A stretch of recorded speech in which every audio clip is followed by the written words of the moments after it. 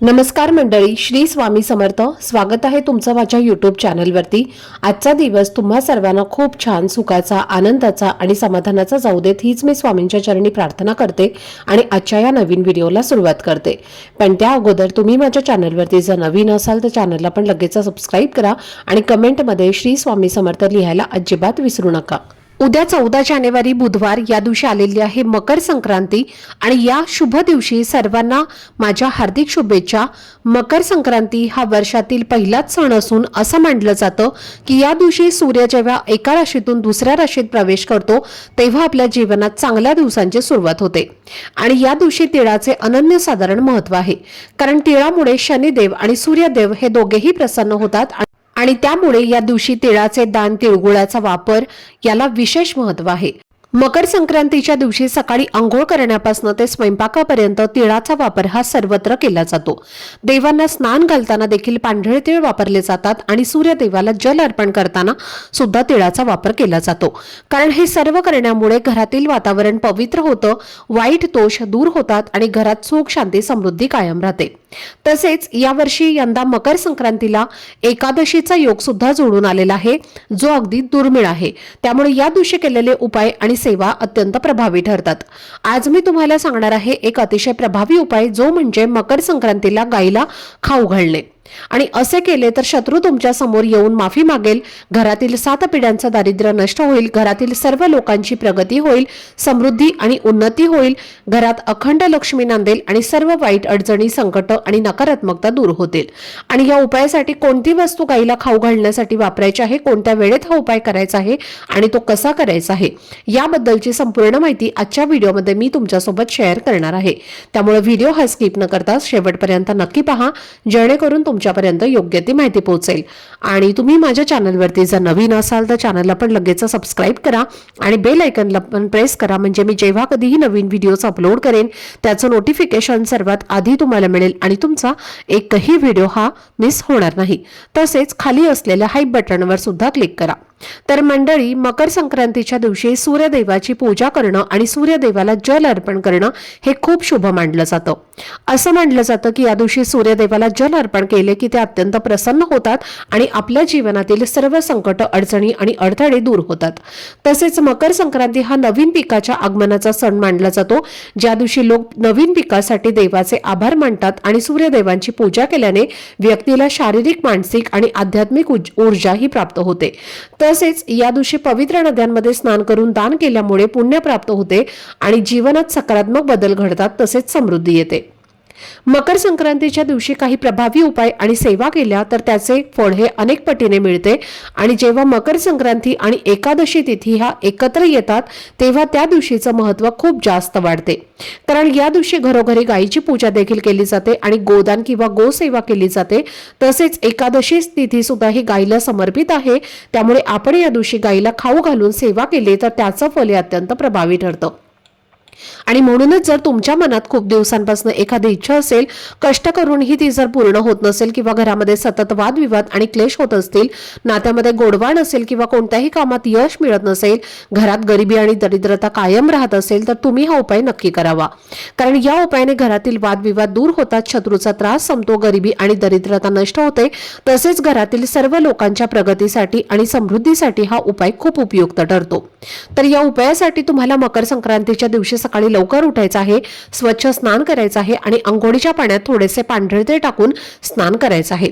तसेच स्नान करून झाल्यानंतर सूर्यदेवाला जल अर्पण करायचं आहे आणि त्या जलात थोडेसे पांढरे तीळ, हळद, कुंकू, अक्षदा आणि फुलांच्या पाकळ्या घालून अर्पण करायचं आहे.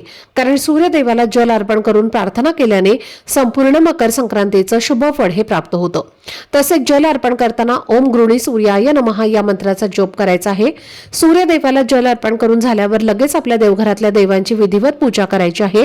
धूपदीप अगरबत्ती लावून वातावरण हे प्रसन्न करायचं आहे, कारण त्यामुळे घरातील सकारात्मक ऊर्जा वाढते, वाईट शक्ती दूर होतात आणि घरात सुख, शांती, समृद्धी ही कायम राहते आणि संपूर्ण कुटुंबावर देवतांचा आशीर्वाद नांदतो. आणि त्यानंतर लगेच तुम्ही हा उपाय केला तरीही चालेल किंवा तुम्ही दुपारी, संध्याकाळी जेव्हा केव्हा तुम्हाला शक्य होईल तेव्हा हा उपाय तुम्हाला करायचा आहे. ज्या घरात मकर संक्रांतीच्या दिवशी हा एक उपाय केला जाईल त्या घरातील 7 पिढ्यांचं दारिद्र्य हे फक्त 24 तासातच संपेल आणि घरात पैसे येण्याचे सर्व मार्ग हे मोकळे होतील। आता हा उपाय करण्यासाठी तुम्हाला एक गव्हाची चपाती बनवायची आहे। चपाती बनवताना त्यामध्ये तुम्हाला थोडीशी हळद आणि थोडंसं तूप टाकून अशी ही एक चपाती बनवायची आहे।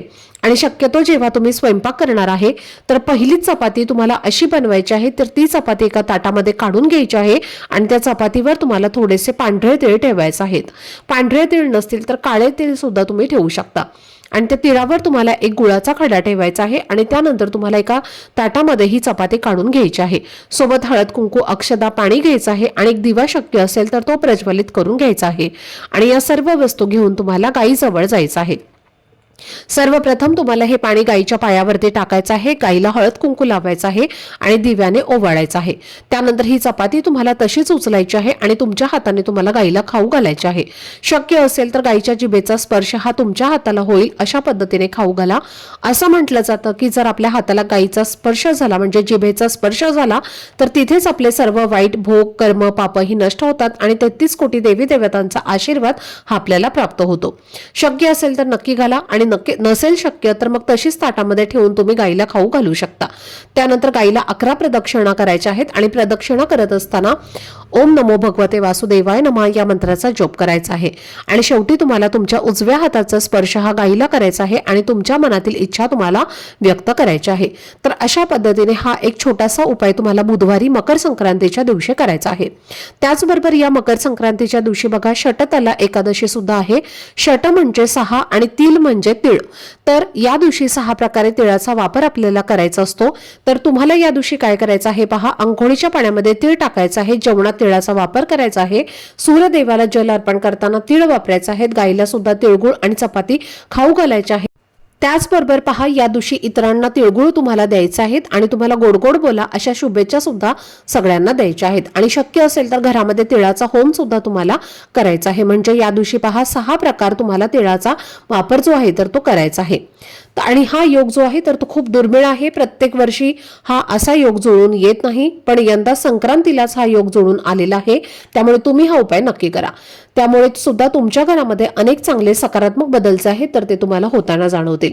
तसेच ज्यांना प्रत्येक महिन्यात येणाऱ्या एकादशीचं व्रत असतं तर त्यांनी नेहमीप्रमाणे व्रत करायचं आहे, सुगड पूजा करायची आहे, तसेच देवाला नैवेद्य हा तुम्हाला तिळगुळाचा दाखवायचा आहे आणि तिळगुळ हे सुद्धा तुम्ही प्रसाद म्हणून खाऊ शकता। उपवासामध्ये सुद्धा पांढरे तीळ आणि गुळ जो आहे तर तो खाल्ला जातो, तर तुम्ही त्याचा नैवेद्य दाखवून स्वतः ग्रहण करू शकता। त्याचबरोबर मकर संक्रांतीच्या दिवशी आपल्या पितरांची देखील पूजा केली जाते। हा दिवस आपल्या पितरांना समर्पित असतो। या दिवशी पहा स्वर्गाचे दार जे आहे तर ते सुद्धा उघडे असतात आणि त्यामुळे आपल्याला या दिवशी पितरांची सेवा सुद्धा आवर्जून करायची आहे। त्यामुळे तुमच्या घरामध्ये पितृस्तोत्राचं पठण तुम्ही करू शकता। दक्षिण दिशेला एक दिवा तुम्हाला लावायचा आहे। त्याचबरोबर तुमच्या घराजवळ पिंपळ वृक्ष असेल तर पिंपळाच्या झाडाखाली तुम्हाला मोहरीच्या तेलाचा दिवा लावायचा आहे, झाडाला जल अर्पण करायचं आहे आणि त्या झाडाखाली तुम्हाला थोडेसे काळे तीळ अर्पण करायचे आहेत, कारण या पिंपळ वृक्षामध्ये साक्षात आपल्या पितरांचा वास असतो आणि म्हणून या दिवशी पिंपळ वृक्षाची पूजा जी आहे तर ती केली जाते। त्याचबरोबर मकर संक्रांतीच्या दिवशी दानाला सुद्धा खूप जास्त महत्व आहे। या दिवशी तुम्ही तुमच्या यथाशक्ती प्रमाणे म्हणजे अगदी 1 रुपयांचा का होईना कॉइन सुद्धा तुम्ही दान नक्की करा आणि पहा या दिवशी आपण जर दान केलं तर त्या दानाचं आपल्याला दुप्पट पटीने फळ जे आहे तर ते प्राप्त होतं आणि आपली सर्व पापं जी आहेत तर ती नष्ट होतात, संपत्ती आणि समृद्धीमध्ये वाढ होते। या दिवशी प्रामुख्याने तीळ, तांदूळ, गुळ, धान्य हे जे पदार्थ आहेत किंवा या ज्या काही वस्तू आहेत तर त्या संक्रांतीला दान केले जातात। तसेच या दिवशी सर्वांना तिळगुळ घ्या आणि गोड गोड बोला अशा शुभेच्छा सुद्धा तुम्हाला द्यायच्या आहेत। आता हे फक्त म्हणण्यापुरते नसून त्यामागे शास्त्रीय आणि आध्यात्मिक कारण सुद्धा आहे। तिळाचा वापर केल्याने शनिदेवाचा दोष जो आहे तर तो कमी होतो आणि शरीराला उष्णता मिळत असते, म्हणून या दिवशी तिळगुळ घ्या आणि गोड गोड बोला असं म्हटलं जातं। तसेच या मकर संक्रांतीच्या दिवशी संध्याकाळी तुळशीजवळ दिवा हा नक्की लावावा। घराच्या मुख्य प्रवेशद्वारावरती सुद्धा एक दीपदान करावं, ज्याने लक्ष्मी माता ही प्रसन्न होते। तर ही अत्यंत महत्त्वाची माहिती मला तुमच्यासोबत शेअर करायची होती। आजचा हा व्हिडिओ जर तुम्हाला आवडला असेल, माहितीपूर्ण वाटला असेल तर व्हिडिओला लाईक, शेअर आणि चॅनलला सबस्क्राईब नक्की करा। भेटूयात पुढच्या व्हिडिओमध्ये, तोपर्यंत सर्वांना श्री स्वामी समर्थ।